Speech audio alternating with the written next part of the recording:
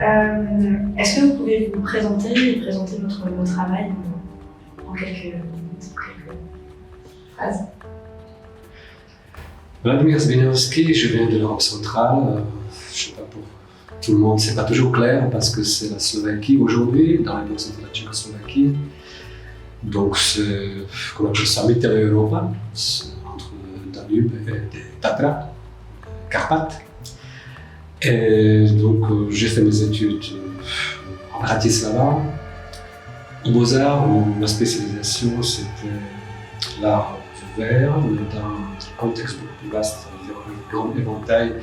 Travailler avec le verre, comprendre pas seulement comme matière décorative, mais aussi matière qui devrait exprimer quelque chose, presque jusqu'à concept. Donc on a travaillé avec les architectes, on réalise l'architecture, les objets jusqu'à l'artefact. En fait, le diplôme est fini avec un artefact. Sculpture complètement libre qui devrait exprimer quelque chose plus au-delà, si on peut dire ça comme ça. Donc après c'était rapide, il y a chute de mur. Et vous savez que c'est comme un oiseau qui est dans une cage, dans son cul à courant d'air, on ouvre et il s'envole. Donc moi je me suis envolé vers la France. Donc j'ai débuté à France. Voilà, ça fait 25 ans maintenant que je suis en France et que je sais conjuguer ce type de profession, être artiste, utilisant le verre. Cette année, le thème d'Everial, c'est nos frontières au pluriel. Et quelle a été votre approche de ce mot, de ce terme? Frontière, c'est très vaste, très universel, parce que justement, parler de frontières, mais quelles frontières? Est-ce que c'est les frontières politiques, géographiques, ou frontières beaucoup plus au-delà, presque spirituelles, qui peut ramener jusqu'à penser d'existence de l'homme comme être humain sur cette spatio, c'est un vaisseau spatial qu'on appelle ça la Terre. Donc réfléchir un petit peu, qu'est-ce que c'est la frontière? Est-ce que c'est quelque chose qui nous sépare ou est-ce que c'est quelque chose qui nous irrite, qui nous provoque pour le comprendre, pour réfléchir justement. Donc frontière comme pas quelque chose comme limite, mais plutôt comme un désir. C'est-à-dire pas repousser les frontières, mais plutôt comme un découvert. Ça veut dire que c'est toujours un désir de l'homme depuis sa existence, dès qu'il s'est mis sur deux pattes. Il s'est redressé et le désir, c'était justement regarder au-delà de ses horizons, qu'est-ce qu'il y a beaucoup plus loin.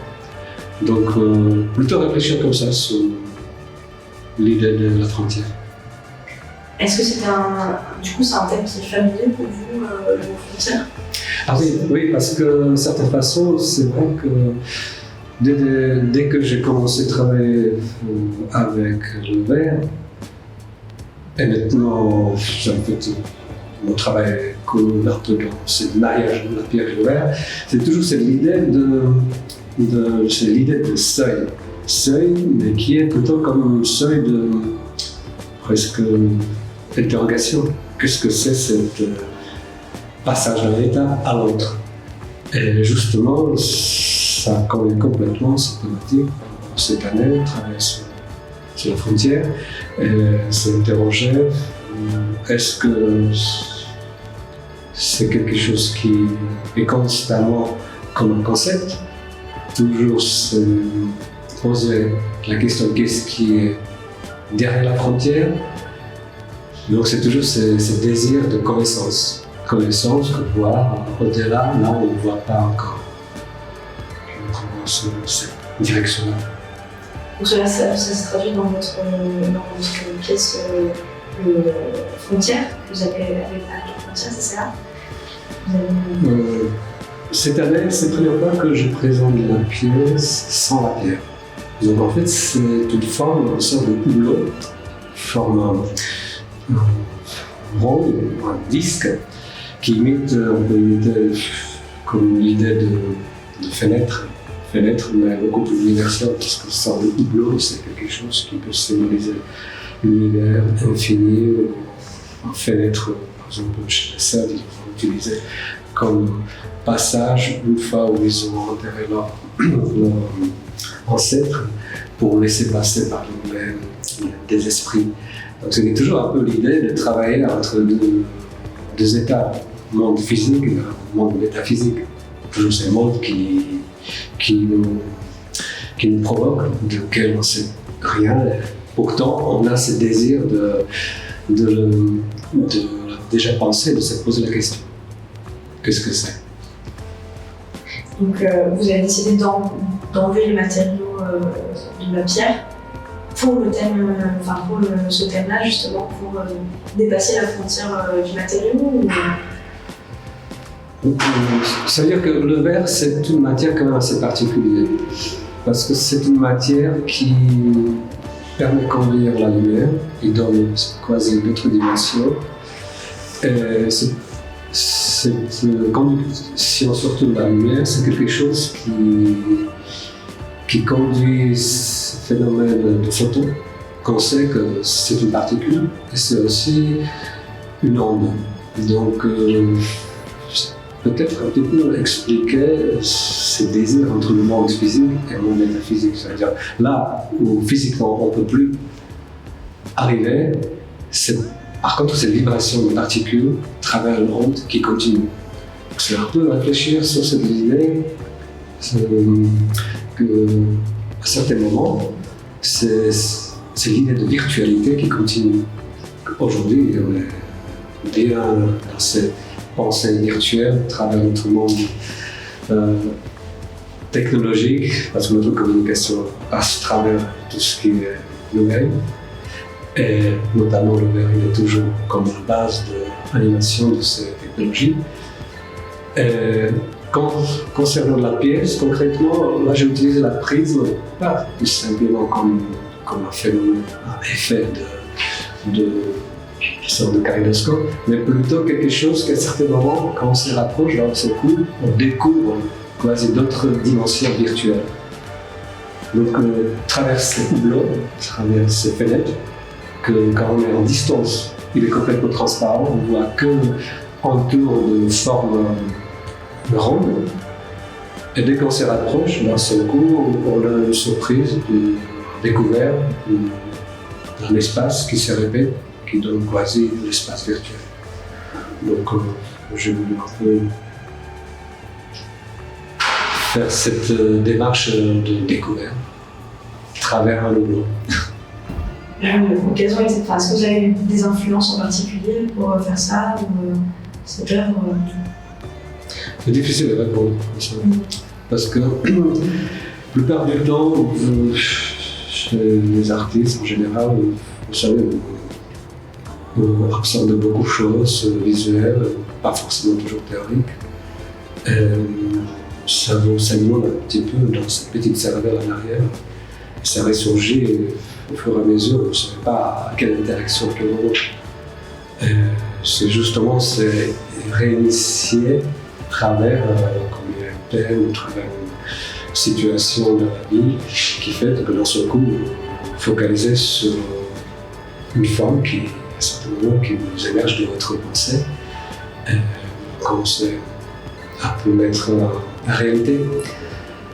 Mais peut-être, comme j'ai dit tout à l'heure, l'histoire de hublot comme forme, comme fenêtre, d'une manière, cette forme, même dans l'univers, elle est toujours visuelle à travers tout ce qu'on voit, les points lumineux, les étoiles, par exemple le trou noir. Récemment, on a découvert réellement, pas réellement, mais on s'est rapproché de ce que c'est trou noir. Donc c'est toujours une forme ronde. Et donc c'est toujours un peu cette idée, finalement, qui nous excite comme une sorte de passage, comme l'idée de seuil, comme quelque chose qui est toujours au point, qui nous attire. Donc c'est pour ça aussi cette forme ronde, comme une sorte de disque. Vous avez aussi présenté dans cette exposition une série de capteurs. Est-ce que vous pouvez nous en dire un peu plus et en quoi c'est lié avec nos frontières également, si c'est lié avec... Est-ce que c'est lié avec la frontière des capteurs que vous avez présentés? Justement, ça veut dire qu'on tourne toujours un petit peu autour de toujours ces thématiques. Seuil, frontière, dépassement, ou quelque chose, un désir qu'on n'arrive pas toujours encore nommer ou réaliser. Et justement, les pièces qu'on appelle ça les capteurs, c'est un bloc de pierre sur lequel il y a un bloc de verre qui est posé, qui s'adapte.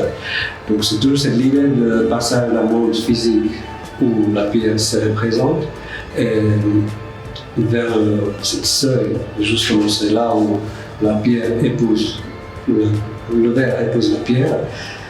Et le bloc de verre transparent, souvent il est un verre blanc, c'est plutôt travailler sur quelque chose qui travaille un peu sur l'idée de vide.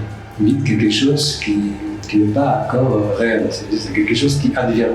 Donc justement, c'est quelque chose qui commence souvent, c'est-à-dire de quoi on n'arrive pas tellement encore à parler parce que tout simplement, on n'a pas comme la connaissance. Vers où ça va, cette mutation ou cette métamorphose d'une matière d'un état à l'autre. Est-ce que ces capteurs permettent de capter quelque chose? Enfin, qu'est-ce que ces capteurs captent en fait dans votre idée? C'est une bonne question. Qu'est-ce qu'on voudrait dire? Est-ce qu'ils captent nous-mêmes? Est-ce qu'ils captent d'autres choses?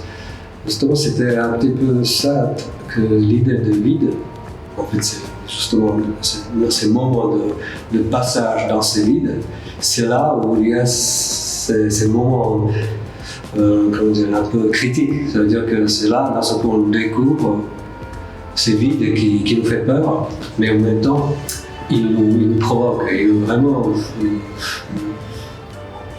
comme s'ils nous posent la question de s'interroger qu'est-ce que c'est le vide et qu'est-ce que nous, par rapport avec le vide, quelle est notre position d'existence, la position de notre pensée. Et justement, c'est ces moments-là où on peut un peu parler de l'idée de sacré, c'est quelque chose qui est justement là. Vous voyez, j'ai le même problème, c'est exprimé, parce que tout simplement, je ne sais pas, c'est quelque chose qui me permet de déjà poser la question sur laquelle aujourd'hui je n'ai pas encore de réponse.